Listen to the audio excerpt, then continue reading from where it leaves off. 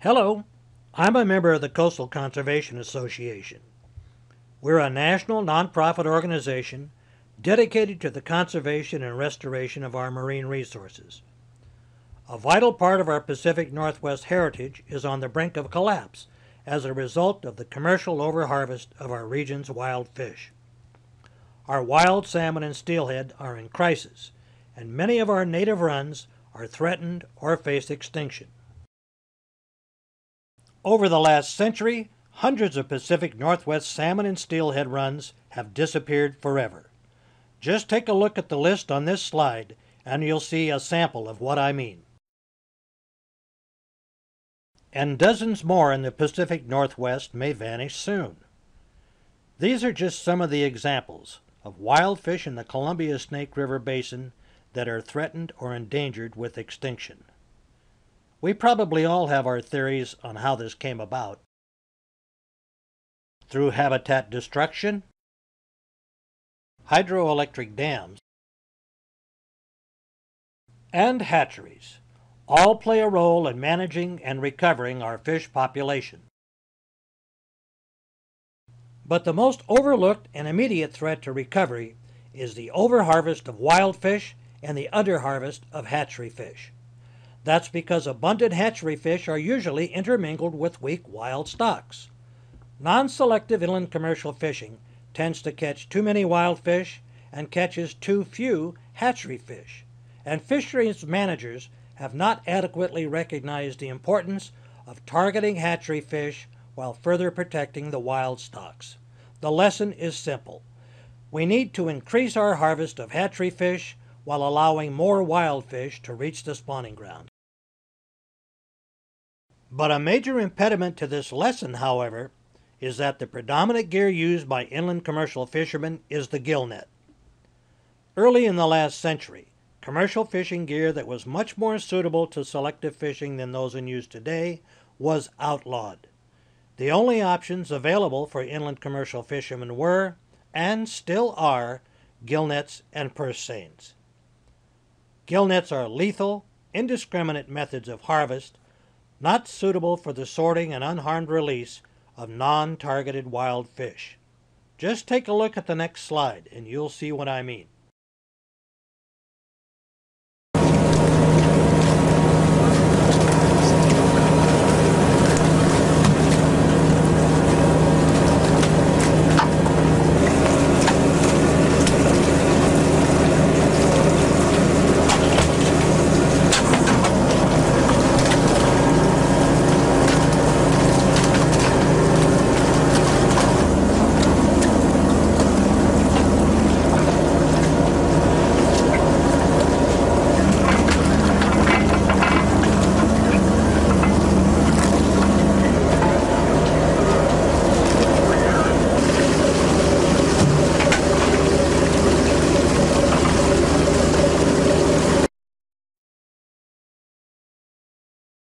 But let's be clear, CCA is not against commercial fishing.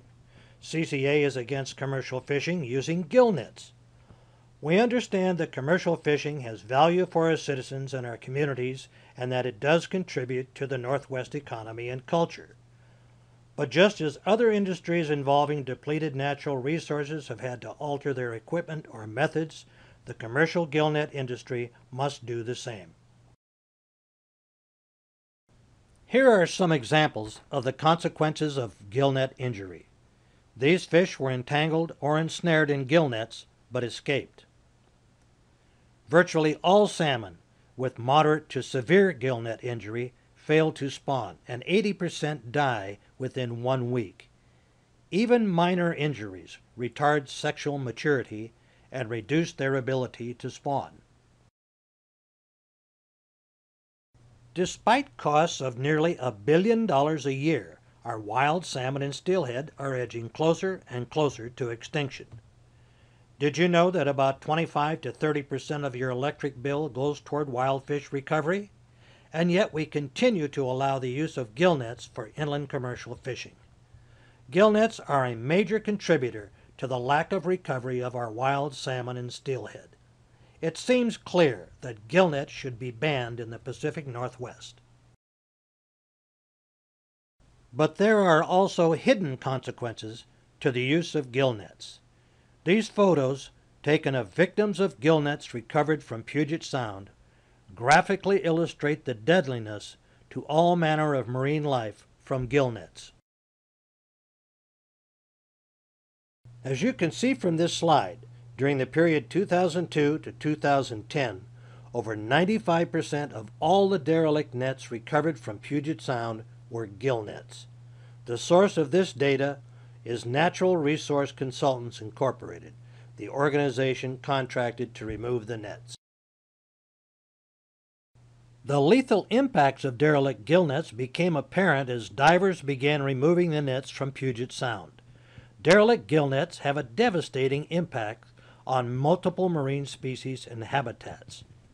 Because of the Northwest Straits Initiative efforts to remove these derelict gillnets, we now have a cleaner Puget Sound, and there will be lower future impacts from the nets. But there is no doubt that derelict gillnets are incredibly damaging. They've killed millions of all the major marine ecosystem inhabitants, mammals, birds, fish, and invertebrates, and the newly captured animals attract the next round of victims, and on it goes. But derelict gillnets aren't just in Puget Sound and the Columbia River. Hundreds have been discovered in the migratory rivers and streams of our wild salmon and steelhead. And we can expect to find them in other areas where gillnets are used, like Willapa Bay and in the Nassau River, in Grays Harbor and the Chehalis River.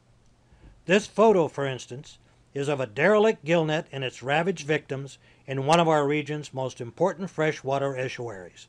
And CCA members recently discovered and reported 62 derelict gillnets in the Nooksack River alone.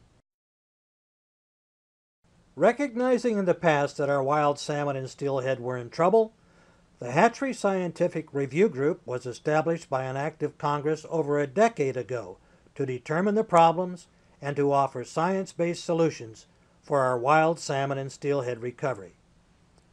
Among the HSRG's most important conclusions was that fishing methods needed to specifically target hatchery fish while at the same time protecting the depleted wild populations. The HSRG determined that the only way to accomplish this was to use a method commonly referred to as selective fishing. These scientists recognized early on that mass marking of hatchery fish prior to their release from the hatchery was the key to selective fishing. The answer to mass marking was adipose fin clipping. 1. It was easily recognizable by all. 2. It incurred minimal risk to the health of the fish. And 3. It was permanent and wouldn't grow back. Selective fishing is a method that enables fishermen to easily distinguish wild fish from hatchery fish, and to release the wild fish while still retaining harvestable hatchery fish. This slide illustrates an example of selective fishing, as wild Chinook salmon are being sorted out and released unharmed during an experimental fishery supported by the Bonneville Power Administration. Sports fishermen are already required to use marked selective fishing methods. When hooked, wild protected fish must be released unless rules state otherwise. When being netted, protected wild fish must not be lifted from the water to avoid excess handling and injury. Bait, lure, and hook restrictions all reduce snagging and injury to the adult spawners and to the young smolts migrating to the ocean. And selective fishing methods do exist for commercial fishermen. Fish traps, fish wheels, reef nets, and beach seines. They're all examples of selective commercial fishing methods. Non-targeted fish could be caught and released unharmed and fit for successful spawning. Undamaged hatchery fish could receive a higher market value because of their good condition.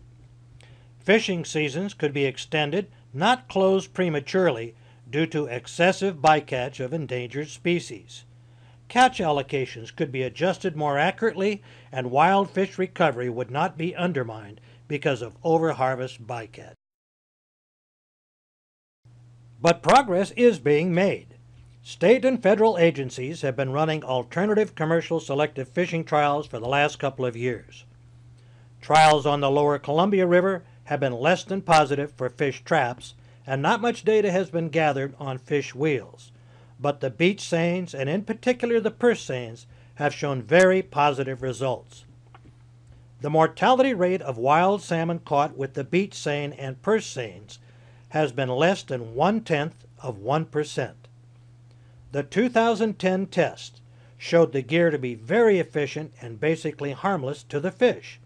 Researchers observed the immediate mortality of just 29 out of 22,800 fish caught, according to Guy Norman, Washington Department of Fish and Wildlife, Southwest Regional Director.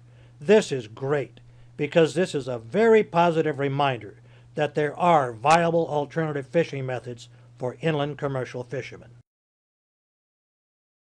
So, in conclusion, our wild salmon and steelhead are in crisis and threatened with extinction. Overharvest of wild fish and underharvest of hatchery fish are the most overlooked and immediate threats to their recovery. Gillnets are lethal, indiscriminate methods of harvest, not suitable for the sorting and unharmed release of non-targeted wild fish.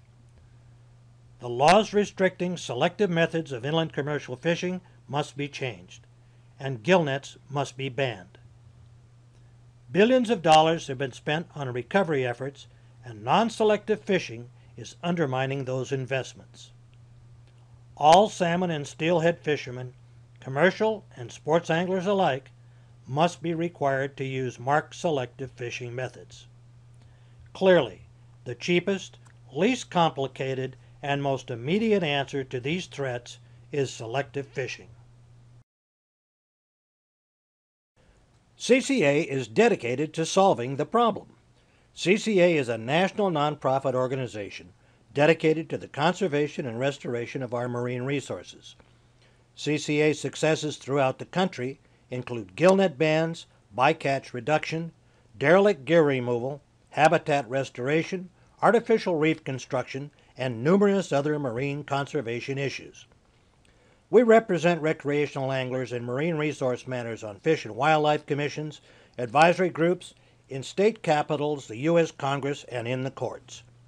In 2007, CCA expanded into the Pacific Northwest specifically to reform the current commercial harvest practices and to reverse the extreme decline of our fisheries.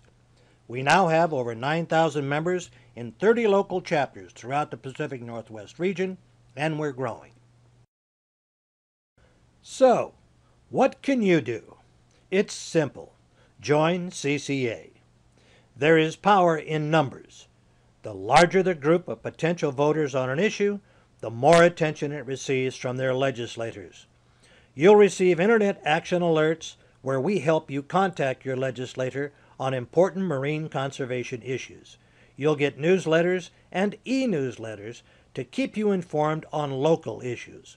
We'll also send you a national award-winning magazine to keep you informed on national issues.